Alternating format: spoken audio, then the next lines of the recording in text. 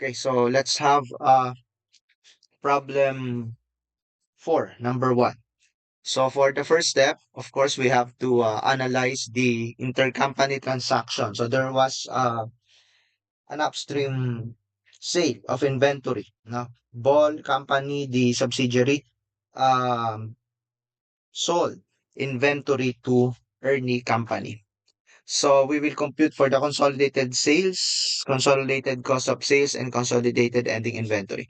So for consolidated sales, we will add the reported sales of the two companies, and then we will deduct the intercompany sales of 100,000. Okay? So deduct natin yan. So you will have consolidated sales of 900,000. Okay? For the consolidated cost of sales, we will add the reported cost of sales of the two companies, and then we will have some uh, adjusting items. So the first is the fair value adjustment of the beginning inventory.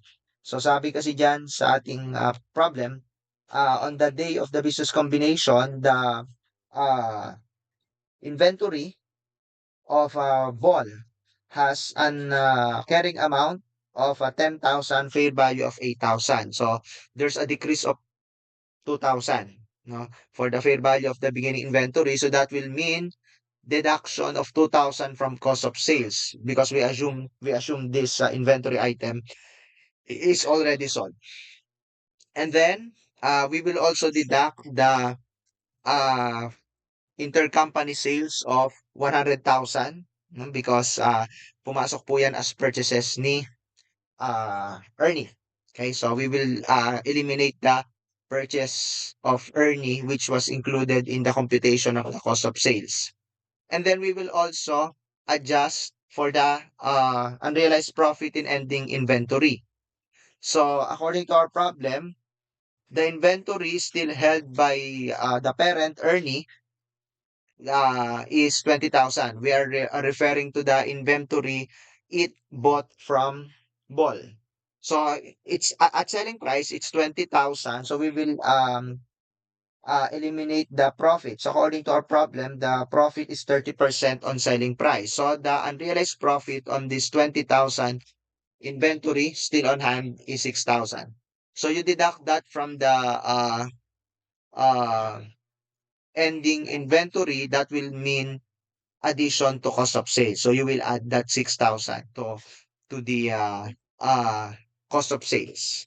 So that will result to consolidated cost of sales of 184,000.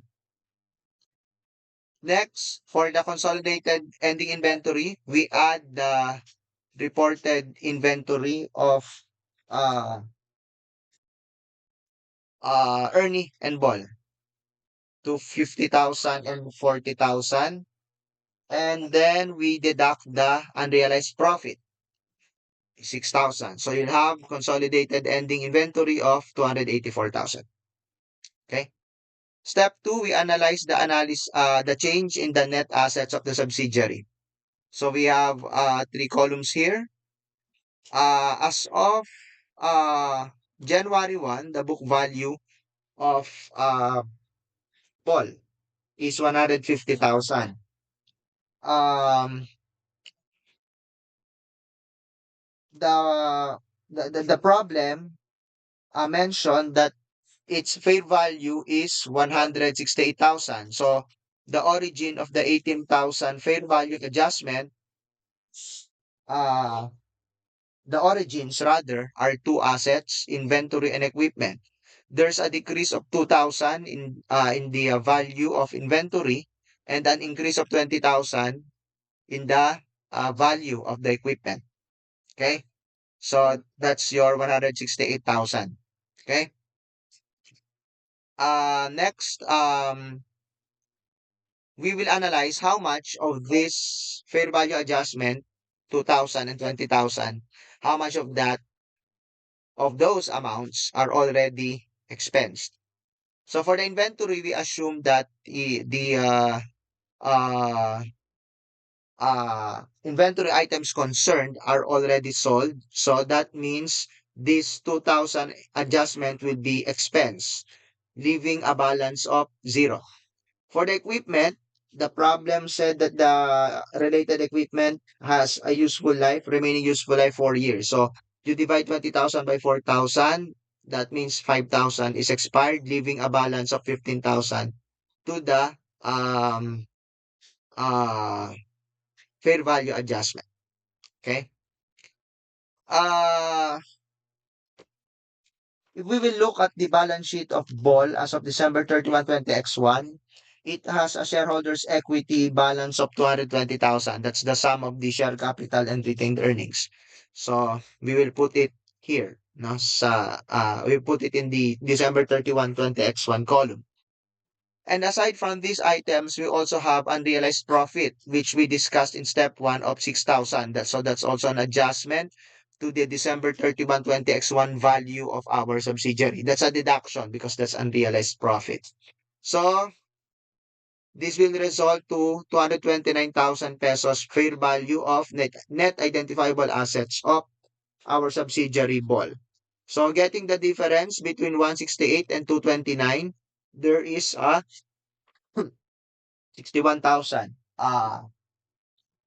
increase in the fair value of net identifiable assets of the subsidiary from January 1 to December 31.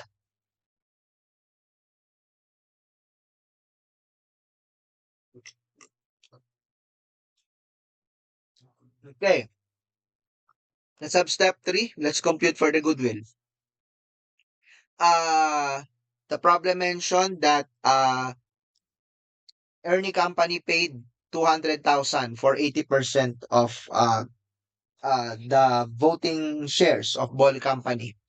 The problem also stated that the not controlling interest is measured at fair value 48,000. So that will be a total of 248,000. So that's the value of Ball Company.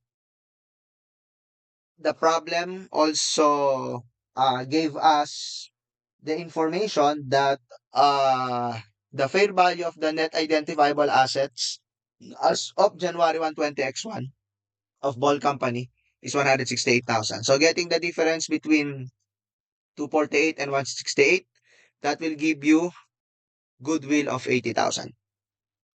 Step 4, let's compute for the consolidated retained earnings. So we start with the reported retained earnings of Ernie amounting to 970,000, and then we will add his share in the net increase of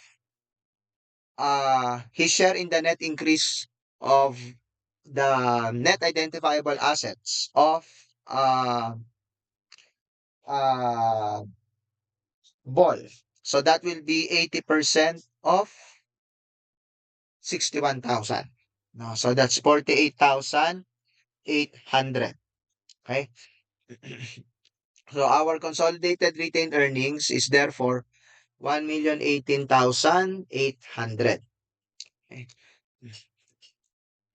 Okay, let's have step 5, the non-controlling interest. So we start with the fair value of the net identifiable assets of Ball as of December 31, 229,000. So that came from our step 1 or step 2 rather. Ito, 229,000. Okay, that's in step 2. Okay. So you get, where are we? 20% of 229,000, that will give you 45,800. So that will be the non-controlling interests share in the net identifiable asset as of December 31. But we also have to include here the share of the non-controlling interest in goodwill. So we start with the fair value of non-controlling interest as of January 1, 48,000. And then we will compare that to their share in the net identifiable assets of the subsidiary as of January 1. So that will be 20% of 168. No? Uh, yes. The problem is clear that 168,000 is the fair value of the net identifiable assets as of January 1. So you get 168, 20% of 168,000. So that will be the share of the non-controlling interest in the net identifiable assets of Ball. So comparing the two amount, 48 and 33,600, the difference is 14,400 attributable to goodwill. No? So the non-controlling interest as of December 31 is therefore 60,200. Next, we have consolidated net income. So again, I will be using my format here. My starting point is the reported net income of the two parties, 460,000 and 70,000. Then we will consider the adjustments. So first, there will be a deduction of 6,000 from Ball's net income because of its unrealized profit from the intercompany sale. Then also we also add 2,000 to Ball's net income because of the expiration of the inventory fair value adjustment. No, this fair value adjustment refers to the beginning inventories amount. No, so that's 2,000. And then we also have additional depreciation of 5,000 coming from let me return to our step 2 here. Ito yung 5,000 natin. Ayan. The expiration of the uh, expiration of 1/4 of 20,000. No? That's the fair value adjustment for the equipment. Okay. So, we include that in the adjustment. So, our adjusted net income will be as follows: 460,000 for Ernie and 61,000 for Ball. So our consolidated net income is 521,000. So we now divide 521,000 to into the parent share and non-controlling interest share. Okay? So Ernie's net income belongs fully to the parent, 460. While Ball's net income of 61,000 will be divided 80% and 20% to Ernie and Ball respectively. So that's 48,800 and 12,000. So our net income is therefore divided into the parents and non-controlling interest share as follows: 508,800 for the parent and 12,200 for the non-controlling interest. Okay. Uh, I now constructed the uh, consolidated income statement. I think it's one of the requirements of problem one. So for the consolidated sales, 900,000, we took that from step 1 sa taas. Ayan. Ito siya. We also take the consolidated cost of sales here, 184. So it will also appear here. Cost of sales, 184. Okay, so getting the difference between the two amounts, that will be your gross profit, 716,000. For our operating expenses, the reported expenses of Ernie and Ball is 140 and 50,000, but we have an additional adjustment of 5,000 due to the equipment's fair value adjustment expiration. 5,000. The cell which I colored yellow as you can see on your screen.